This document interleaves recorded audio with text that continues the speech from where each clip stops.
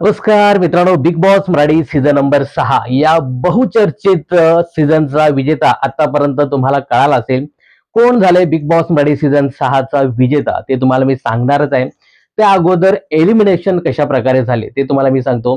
पहिल्यांदा दीपाली सय्यद या बिग बॉसच्या घराबाहेर गेल्या. खरं तर त्यांना संधी होती ते ब्रीफकेस उचलण्याची, 5 लाख घेऊन घराबाहेर जाण्याची, परंतु दीपालीने ते उचलले नाही आणि दीपाली पहिल्यांदा बिग बॉसच्या घराबाहेर गेली.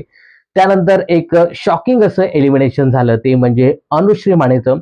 खरं तर अनुश्री माने ही ट्रॉफीची दावेदार होती असं सगळीकडेच किंवा सोशल मीडियावर बोललं जायचं आणि शॉकिंग असं अनुश्रीचं एलिमिनेशन अगदी 4थ्या राऊंडला झालं आणि त्यानंतर 3ऱ्या राऊंडला घराबाहेर गेला तो म्हणजे बिग बॉसच्या घरातील मास्टर माइंड विशाल कोटियान आणि उरले टॉप 2 सदस्य. यामध्ये आरबी म्हणजे राकेश बापट आणि त्यानंतर तन्वी कोलते.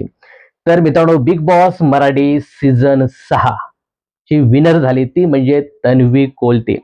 तन्वी कोलतेने ही चमचमती ट्रॉफी आपल्या नावावरती केलेली आहे.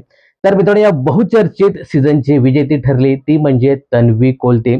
कॉंग्रॅच्युलेशन तन्वी कोलते. ज्या पद्धतीने ती टास्क खेळत होती, घरातला एकंदरीत वावर पाहता आणि तिची जी काही जिद्द होती की मी ट्रॉफी जिंकणारच, अगदी शेवटपर्यंत ती बोलत होती आणि त्याच पद्धतीचा रिझल्ट देखील आलाय.